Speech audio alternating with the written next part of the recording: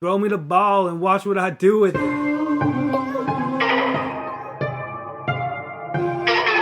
are now tuned into the CherryPickin podcast with your host, Andre Cherry.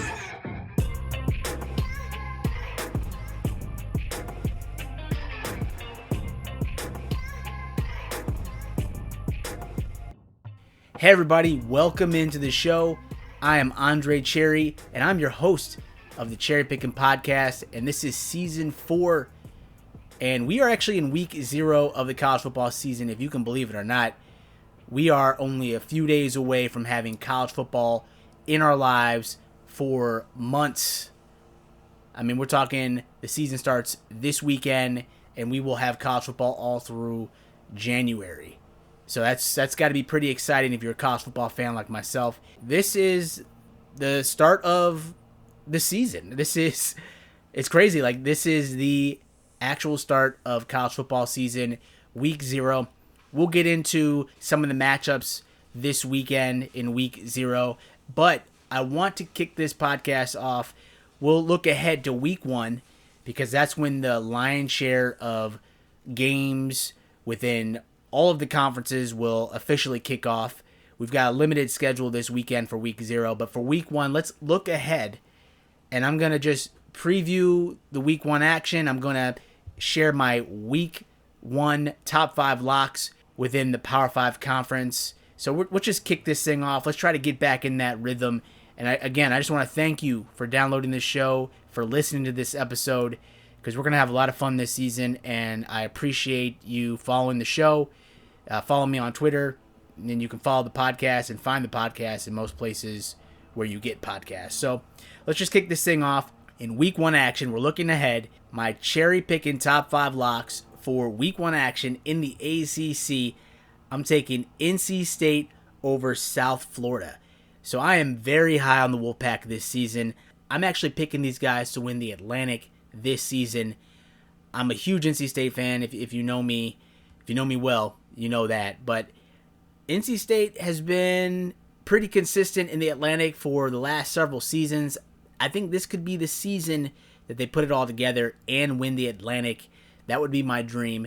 So this week or next week for week 1 action, I'm taking NC State over South Florida. The Wolfpack, they are favored by 18 points in this game, so I think they can win this one pretty easily at home. So their season will start against South Florida in Raleigh, and I'm excited for this matchup. In the Big Ten, I'm taking Wisconsin over Penn State.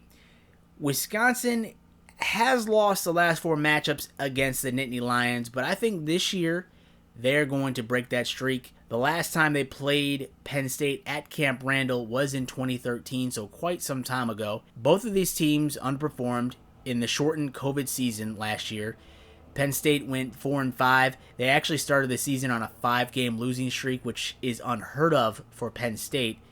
I think it's been quite some time since that has happened at Penn State. I forget the exact date or the exact record there, but I remember when they went on that 5-game losing streak, that was a big deal. I don't think they had done that before. Wisconsin, we're looking at their program. They actually went 4-3 last season, but they had COVID issues throughout the season, so that kind of disrupted what they were looking to do in 2020. But this season, presumably so, we're going to have a full college football season.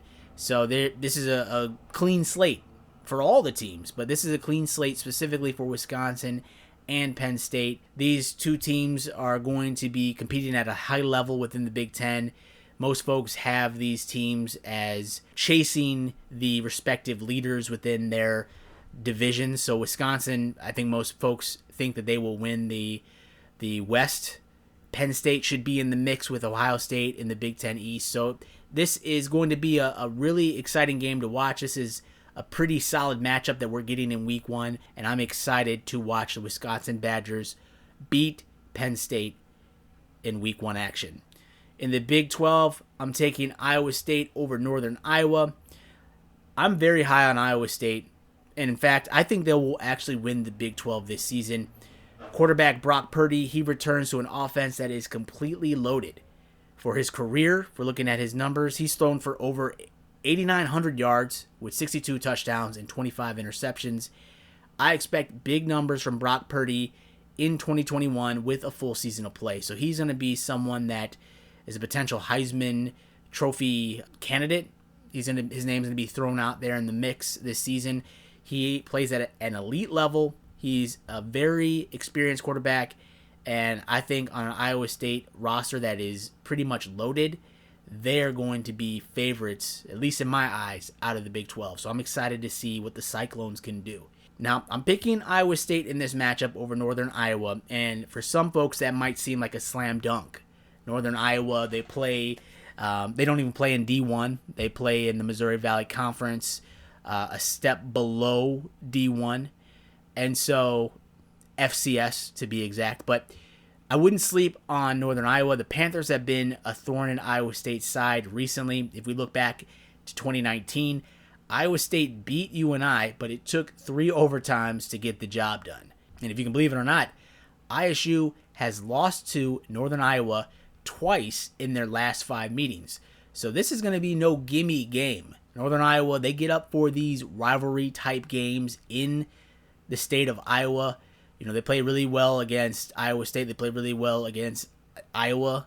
And so this is almost like a pretty significant rivalry game in the state of Iowa. It doesn't matter that they don't play in the same division. These guys, some of these guys probably know each other. They played with one another growing up in prep football and high school.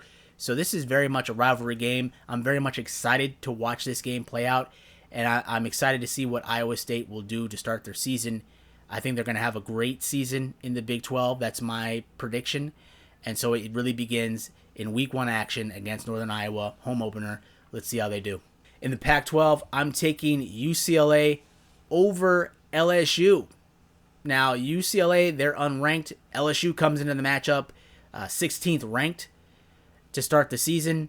So I really am riding high on UCLA this season. I think they're going to be much improved.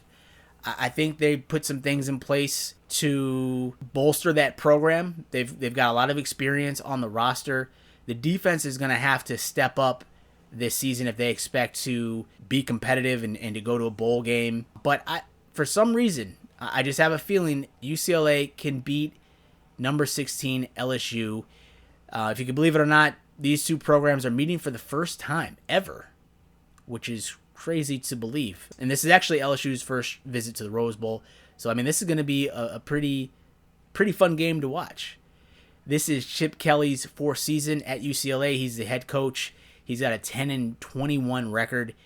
But like I said before, he returns a pretty loaded roster. So I'm excited to see what UCLA can do.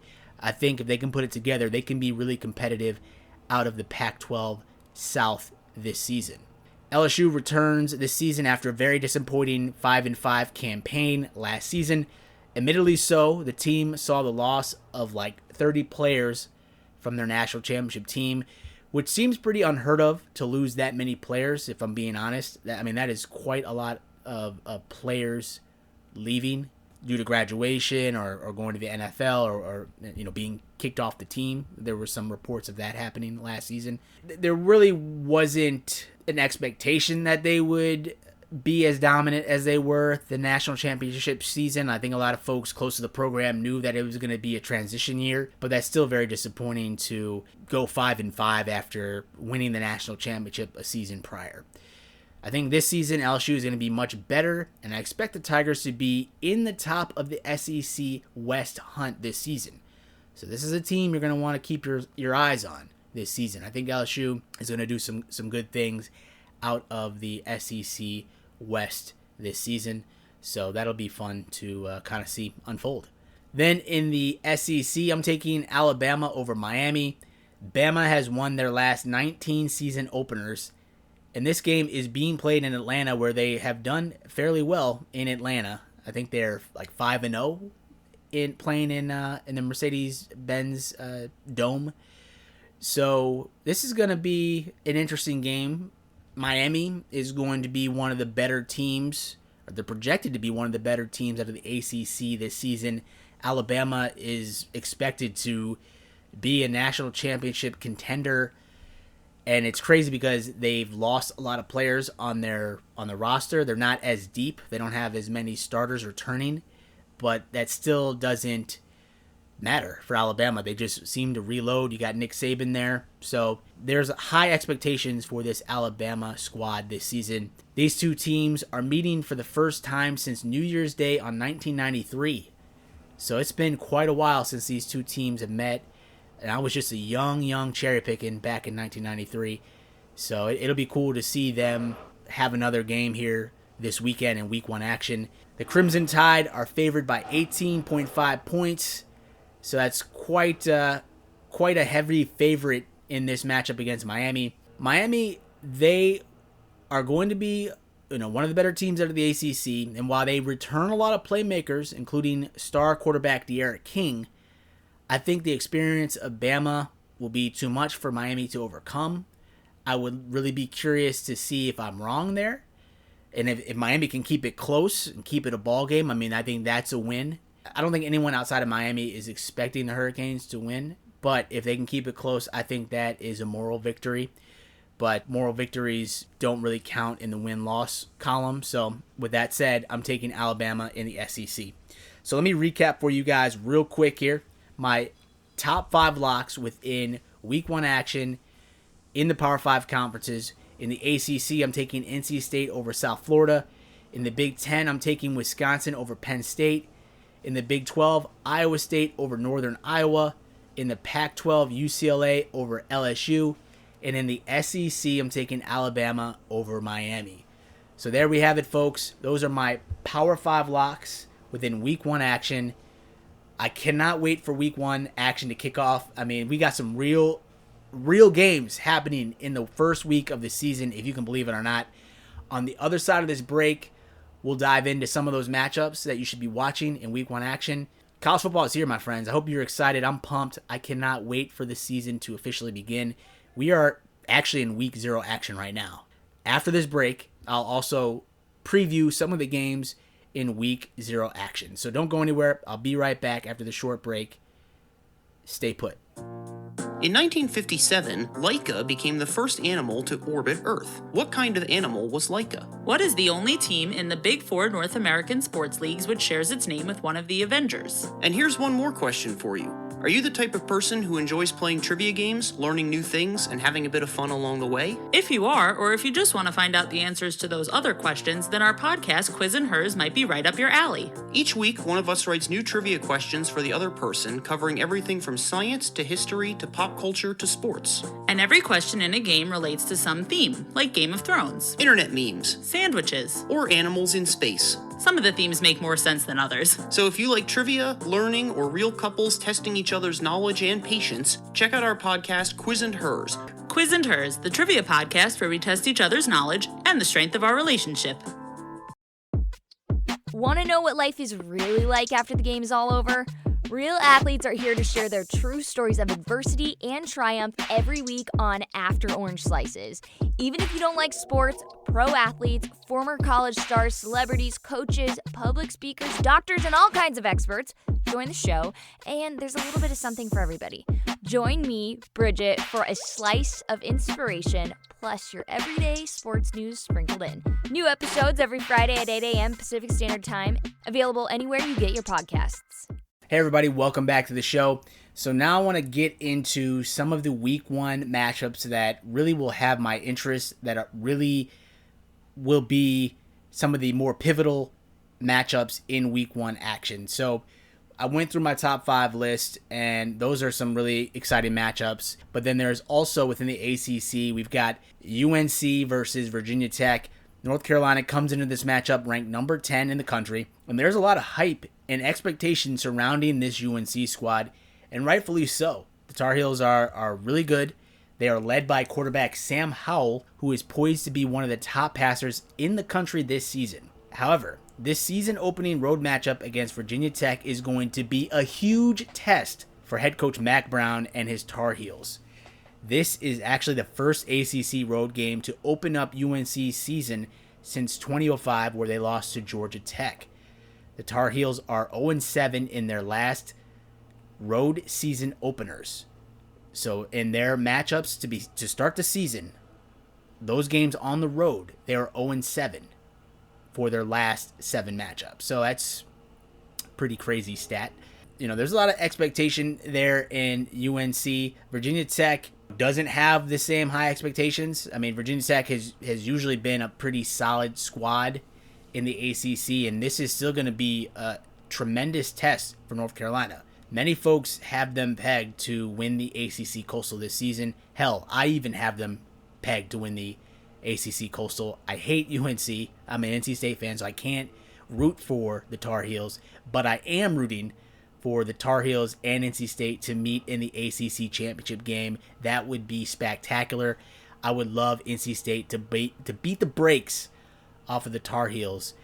So, I mean, that's wishful thinking, but let's not get too far ahead of ourselves. We've got week 1 action, UNC versus Virginia Tech. This is going to be a really, really exciting matchup.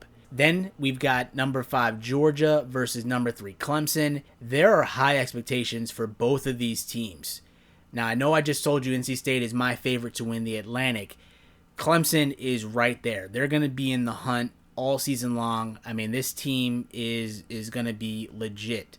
In Georgia, I mean, there's expectations for them to win the SEC this season, to win the SEC East. So these two teams are going to be vying for the title in their respective conferences this season. This is a premier college playoff type matchup that we are all lucky to watch during week 1 of the season. I mean, this is legit.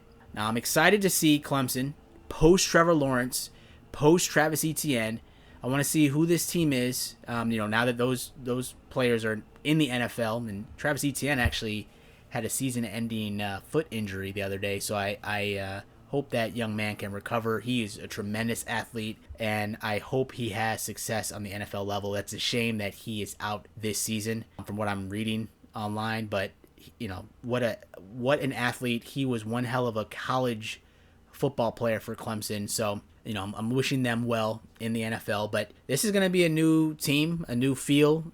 Some players have left the program, have graduated or gone on to the NFL, like I just mentioned. So what will this team look like now that they are kind of a new beast? Like, we just don't know how they're going to actually play, and we'll see in week 1 what they look like. So I'm picking Georgia in this contest, but whoever loses this matchup will still have plenty of time and games left to still be a legitimate national title contender come December, January. So that's going to be the premier matchup in college football in week 1 action. I would assume that College Game Day will probably be at that game, I would think, but I could be wrong. Another matchup that I'm excited to watch is Temple versus Rutgers. I know it's not exciting. I know it's not a marquee matchup, so to speak, but I'm excited to see what Temple and Rutgers will do in this game. I'm excited to see who they are. This is a matchup of old Big East rivals, so I'm really looking forward to watching this game to see how they look, how they have progressed since the COVID season last year. Rutgers coach Greg Schiano, he's in his 2nd season back at the program. There are some folks excited for the future of Rutgers football yet again.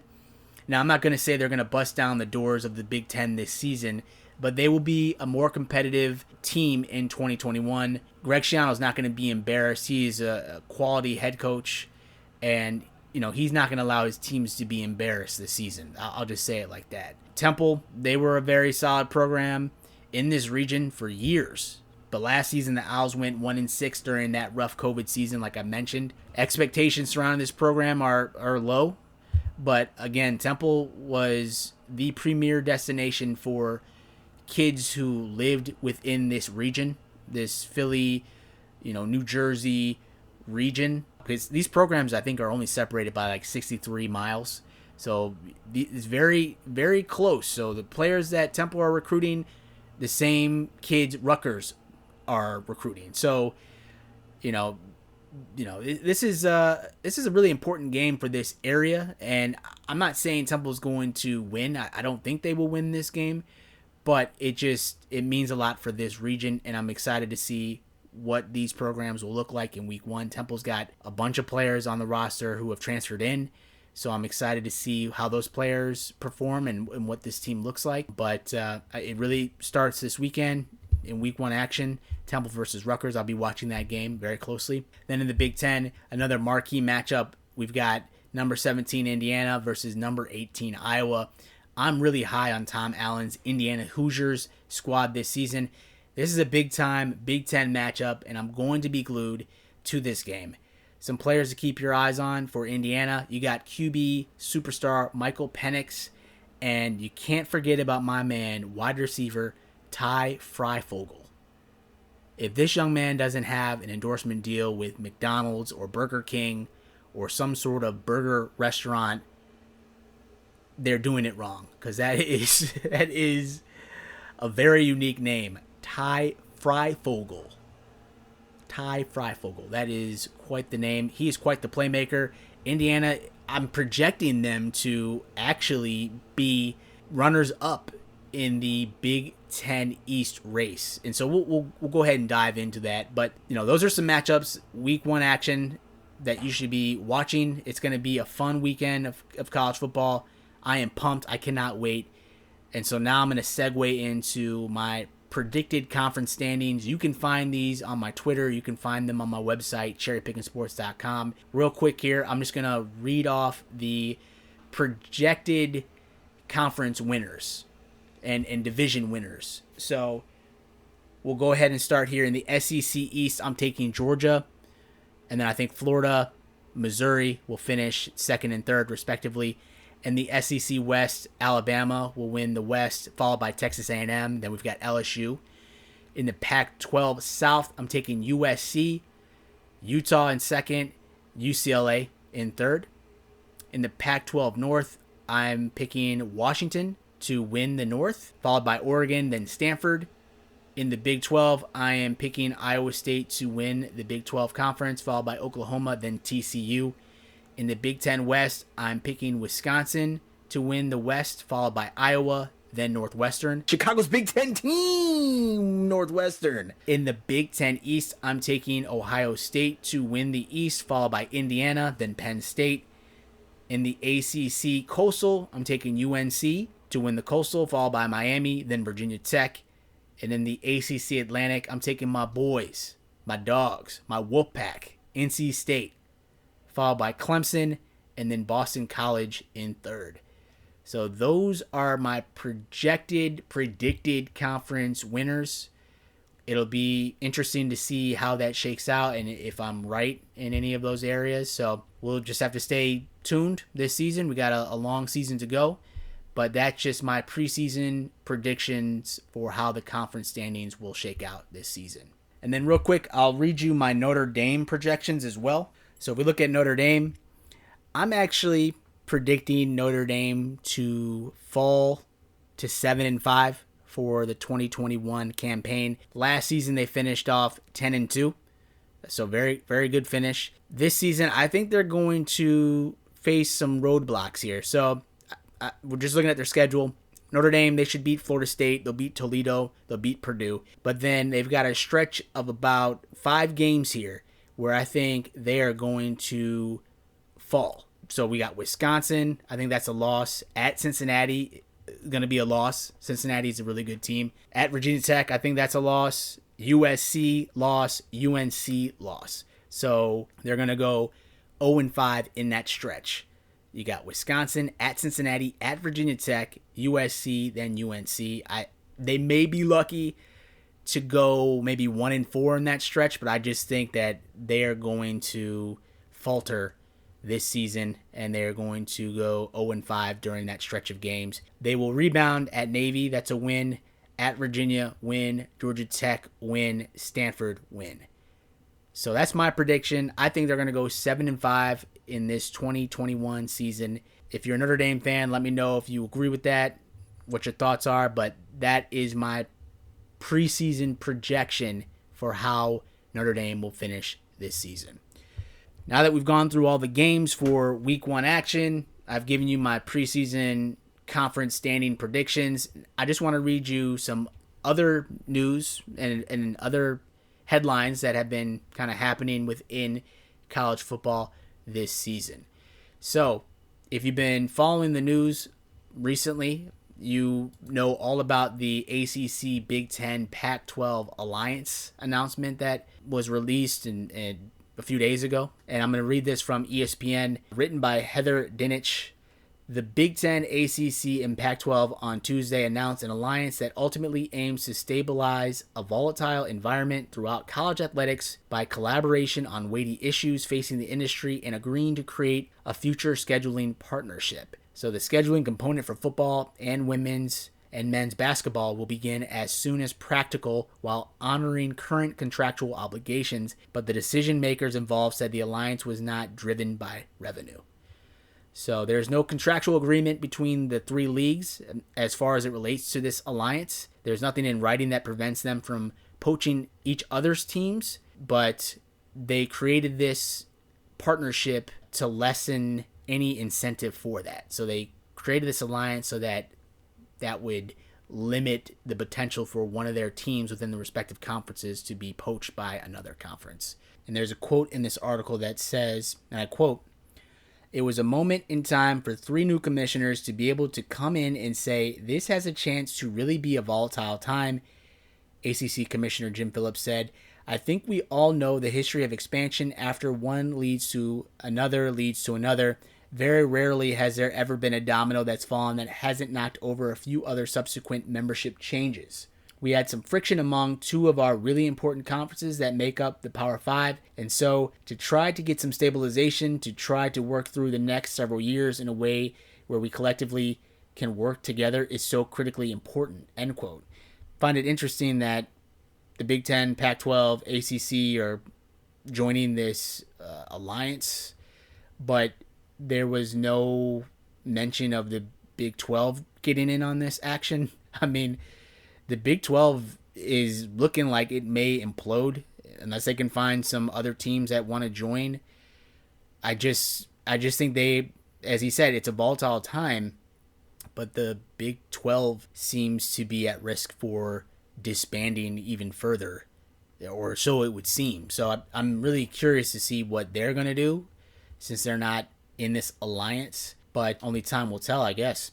The presidents, chancellors, and athletic directors at all 41 universities unanimously supported the alliance, according to a news release. While there are specific topics they agreed to tackle together, including the future structure of the NCAA, social justice and gender equity issues, the future of the college football playoff, and more, the actual news was more abstract than that. So it'll really be interesting to see what's going to happen. This is certainly in response to Oklahoma and Texas bouncing out of the Big 12 to go to the SEC. The SEC has created kind of the first super conference. And so this was in response to that. And we will see how it changes the game in the landscape of college football and college athletics overall. I'm really curious to see what's going to happen with that. But that was big news that came out just this week. And it seems like we are headed for change within college football. The landscape changed very rapidly with the announcement a few weeks ago that the Oklahoma Sooners and the Texas Longhorns will be joining the SEC. And so it's just crazy to see what's going on with college sports right now. Certainly with the name, image, likeness, that has changed athletics for the better or worse, depending on how you view that. But change came pretty quickly, and I'm sure there's more change to come. I am curious to see what's going to happen with the Big 12, but as of right now, they are still a conference with Oklahoma and Texas included in that, and it'll be interesting to see if Texas and Oklahoma decide to bounce out to go to the SEC early. I know there's some contractual agreements there, but if they really want to go, they can make the monies that they would owe disappear fairly quickly. So time will tell, my friends. In other news, we've got LSU requiring anyone attending Tiger Stadium this season who is 12 years of age or older to provide proof of vaccination or a negative COVID-19 test taken within the last 72 hours. So the school announced this on Tuesday of this week, the week that I'm recording. So LSU became the first school in SEC to outline such a policy, and they are citing a rise in COVID-19 cases and this highly transmissible Delta variant Louisiana has been one of the states hardest hit by the Delta variant and COVID, rise in COVID cases. So LSU is taking all the necessary precautions to ensure that fans and its players and everyone around that program remains safe, which you can't fault them for that. I think that's a pretty good thing to do, pretty responsible thing to do.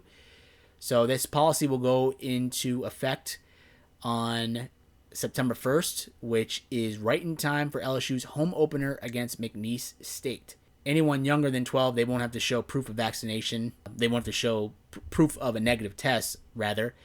But masks will be required for children between 5 and 11 years old and encouraged for those younger than 5. I know it's the SEC, but are you bringing a kid younger than 5 years old to a college football game? Especially in the SEC, that seems rowdy.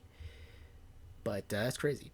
So, according to the CDC, only 50.3% of adults in the state of Louisiana have been fully vaccinated, and that's a rate among the 10 lowest in the U.S.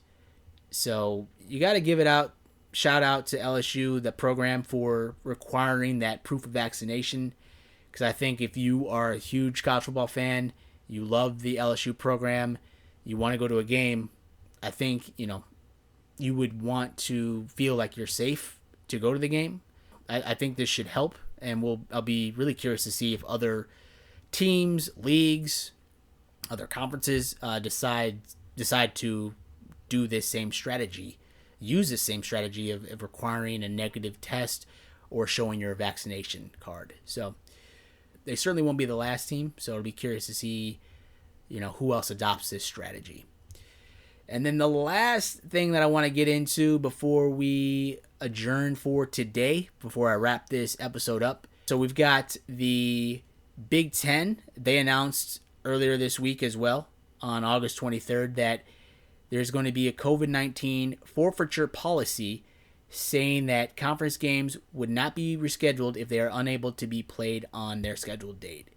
So the Big Ten released a statement, and it reads, and I quote, "In collaboration and communication with the Big Ten Conference athletic directors, chancellors, and presidents, the Task Force for Emerging Infectious Diseases, and the Sports Medicine Committee, effective today, the conference has determined that if one of its member institutions is unable to play a conference contest due to COVID-19, that contest shall be declared a forfeit and will not be rescheduled." End quote. So Big Ten Commissioner Kevin Warren, he came under a lot of heat from a lot of Big Ten fans for his handling of the COVID-19 season last year. If you recall, he initially canceled the season and then they came back. A lot of people were very upset that they were going to potentially cancel the season. So he didn't really do himself any favors in his first season as the Big Ten Commissioner. I'm sure that was a lot of stress, a lot of pressure for everybody, but specifically for Kevin Warren, where you're taking a lot of heat because a lot of people didn't agree with that policy. Here comes another policy in regards to COVID-19 that could impact the game, that could be something we're talking about later this season. God forbid Ohio State has to cancel a game. God forbid Michigan or Wisconsin, Iowa, they have to cancel games this season due to COVID-19 and they're not able to remake those games. It could have an impact to how the standings shake out this season. And so we saw it last season. Wisconsin had one hell of a time seemingly to play games last season because of COVID-19 issues. I'm not saying that we will have cancellations. I'm just saying they announced this policy. I'm really curious to see how it shakes out because last season was crazy. And so if there's any cancellations, that new policy has gone into effect saying that these games will not be rescheduled. So we shall see how things go. Hopefully everybody stays safe and healthy, and we won't even need to have to worry about that policy. Whew, okay. And before I go, I did tease in the beginning, it is week 0 action. So this is going to be a kind of expanded podcast.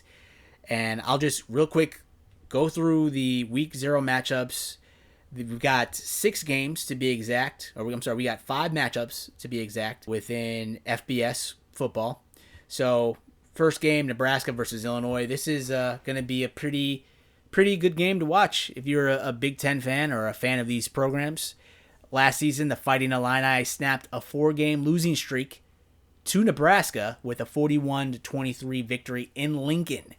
So that's crazy. Illinois usually doesn't win in Lincoln, Nebraska. They haven't won in Lincoln prior to last season since 1924.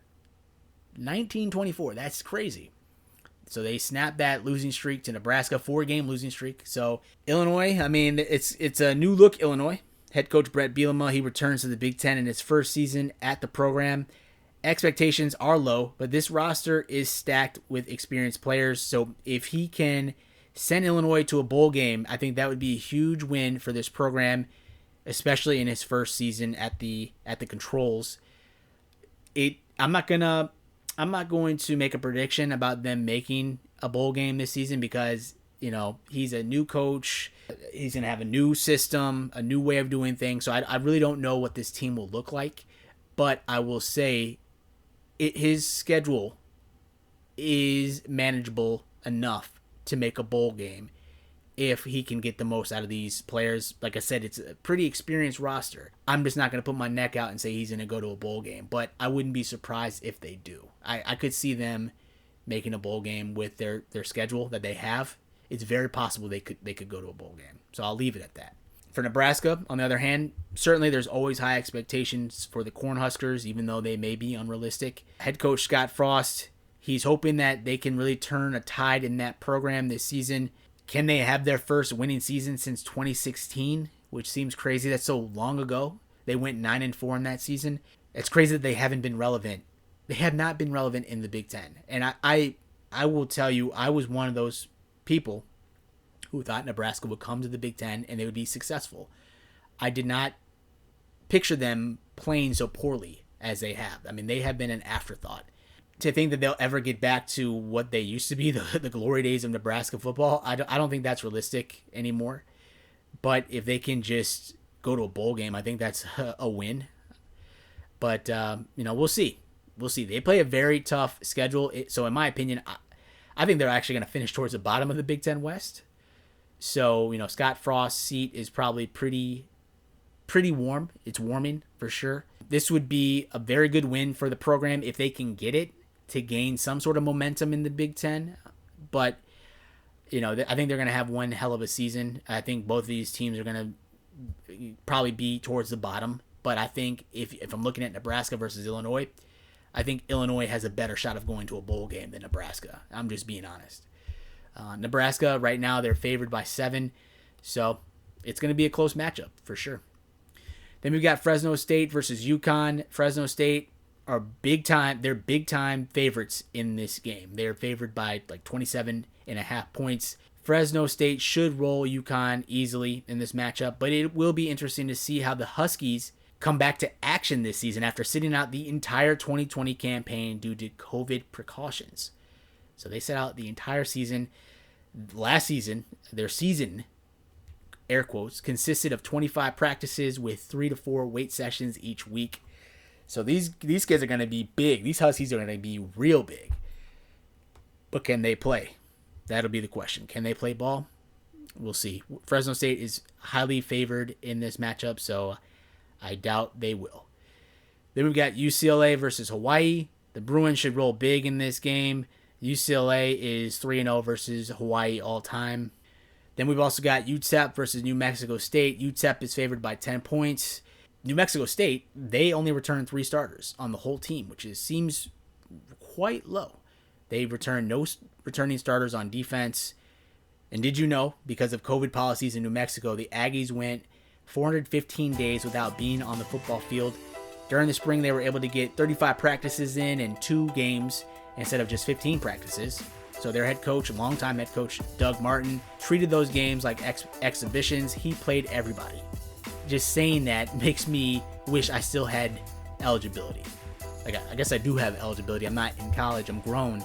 But if I went back to college to play ball, I would try to maybe walk on to New Mexico State and just see if he'd play me and see if I can make a run at this college career that I wish I had. But that's crazy. Yeah, UTEP should handle that game pretty easily, but it's just crazy that New Mexico State is really lacking on the experience there, and that the head coach played everybody to see exactly what he had on the team.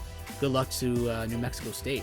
Then the last FBS game of the weekend of Week 0 action, we've got San Jose State versus Southern Utah. San Jose State is favored by 22 points. The San Jose State Spartans exceeded most people's expectations by going 7-1 last season.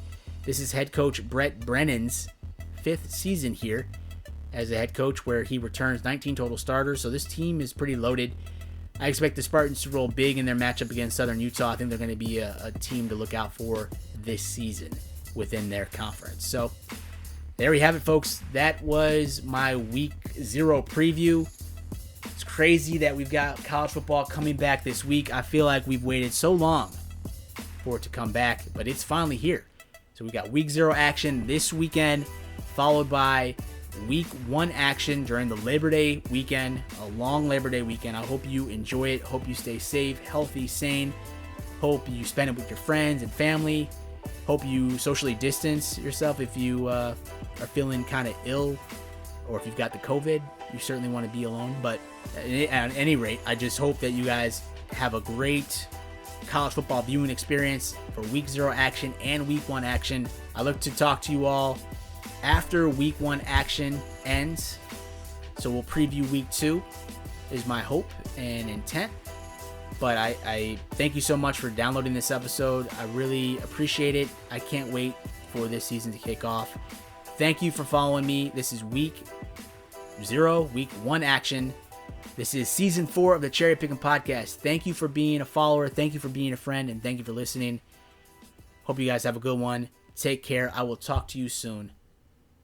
Peace. But I am rooting for the Tar Heels and NC State to meet in the ACC Championship game. That would be spectacular. Thank you again for tuning into my CherryPickin Podcast. If you enjoyed this episode, please feel free to subscribe to my show and drop me a rating on Apple Podcasts. All of my digital content can be found at the website CherryPickinSports.com. And if you are looking to interact with me via social media, my Twitter handle is @Cherry_Pickin. That's PICKIN. On my Twitter, you'll also find a link to my blog where I post my weekly college football predictions and analysis. I can also be reached via email at cherrypickinsports@gmail.com. Please feel free to reach out to me regarding what you like about this podcast or about what content you'd like to hear more of on future episodes. I sincerely thank you for your support, and I can't wait to talk to you again soon. Take care.